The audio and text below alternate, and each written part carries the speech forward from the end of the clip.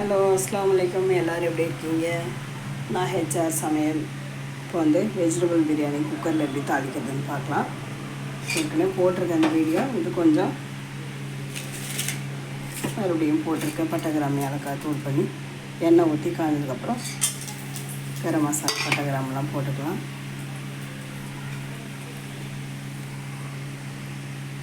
இதில் தாங்க செய்ய போகிறேன். அரிசி ஊற வச்சுருக்கேன். ஒரு 1.5 உலக்கு அரிசி, 3/4 கிலோ இருக்கும்.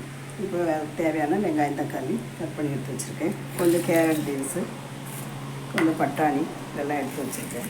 இப்போ செஞ்சிடலாம். எப்படி செய்யணும்னு பார்க்கலாம். வெங்காயத்தை தாளிச்சிடலாம். எண்ணெயில் வதக்கிக்கலாம்.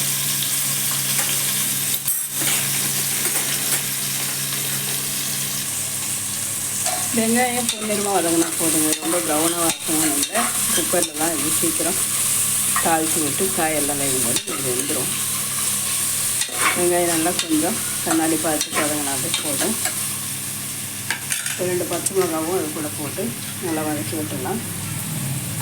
கூடவே கட் பண்ணி வச்சுருக்கிற தக்காளியும் சேர்க்கலாம்.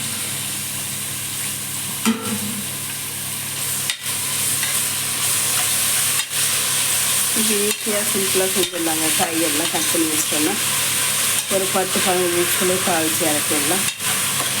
ஈஸியான ரெசிபி. லஞ்ச் பாட்டில் ரெசிபி தான். சாப்பாடு லஞ்சு கட்டு கொடுத்துருக்கோம். ஸ்கூலுக்கும் ஆஃபீஸ்க்கு கடைக்கெல்லாம் கொடுத்துட்டு ரொம்ப ஈஸியாக சிம்பிளாக முடிக்கும். 1 பாட் ரெசிபி மாதிரி. வெங்காயம் தக்காளி நல்லா வதங்கிடுச்சுங்க. இப்போ ஒரு 2-3 ஸ்பூன் இஞ்சி பூண்டு பேஸ்ட்டு சாதத்துக்கு எடுத்து வச்சுட்டு அதையும் போட்டுடலாம். ஒரு 3 ஸ்பூன் பெரிய டேபிள் ஸ்பூனில் போட்டிருக்கேன் இஞ்சி பூண்டு பேஸ்ட்டு. நல்லா போட்டால் கொஞ்சம் வாசனையாக இருக்கும். சாப்பாடு நல்லா டேஸ்ட்டாகவும் நல்லா வாசனையாக கமகமும் வாசனையாகவும் இருக்கும்.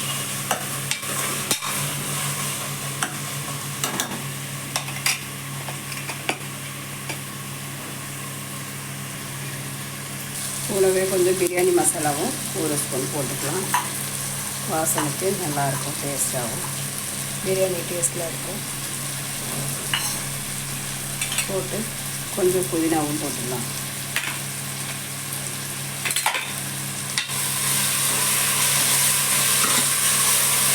போட்டு நல்லா கழுவி விட்டுருவாங்க. எண்ணெயில்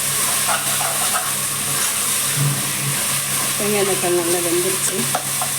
இப்போ வந்து கட் பண்ணி வச்சுக்கிற காய்கறிலாம் போடலாம். பட்டாணியும் போட்டுட்டு கூட வச்சு காய்கறி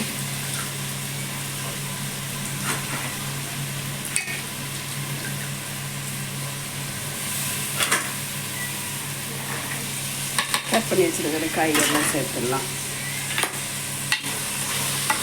போட்டு நல்லா எண்ணெயில் ஒரு 5 நிமிஷம் வதக்கி வேக வைக்கணும். இதெல்லாம் நல்லாயிருக்கும். காய்கறி எண்ணெயிலே வதங்கும் போது டேஸ்ட்டும் நல்லாயிருக்கும், சீக்கிரமாகவும் வெந்துடும். ஒரு 5 நிமிஷம் லோ ஃப்ளேமில் வச்சு வேக விட்டுருவோம். வெஜிடபிள் ரைஸ்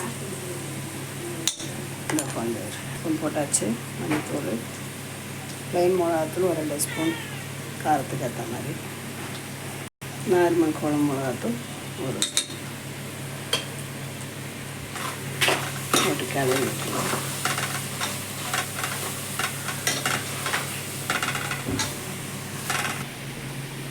தேவையான உப்பு,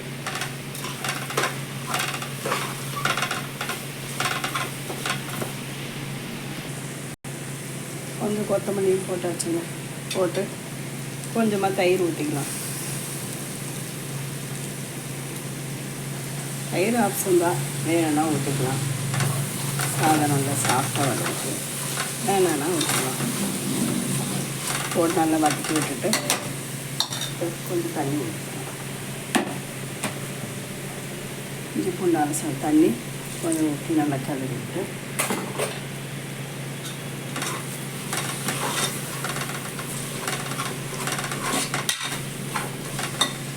இந்த அரிசிக்கு தேவையான அளவு தண்ணி ஊற்றிக்கலாம்.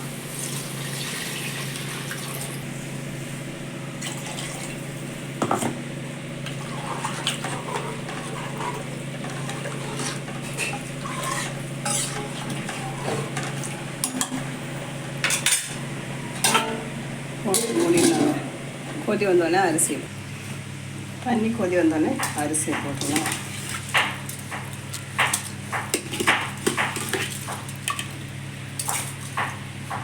வச்சுங்க, அரிசி போட்டாச்சு.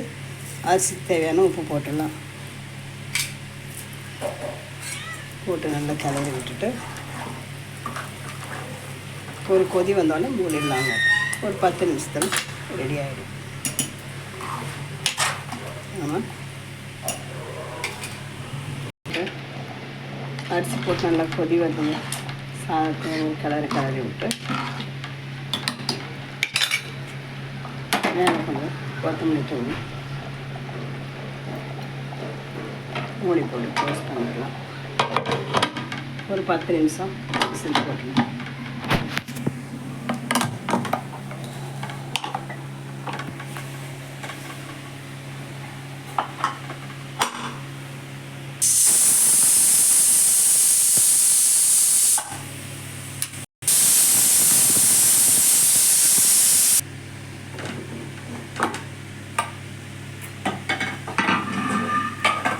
நம்மளோட வெஜிடபிள் ரைஸ் சூப்பராக ரெடி ஆகிடுச்சுங்க. இந்த பட்டாணி எல்லாம் போடுச்சுங்க, டேஸ்ட் நல்லாயிருக்கும். இது கிளறி விட்டுக்கலாம்.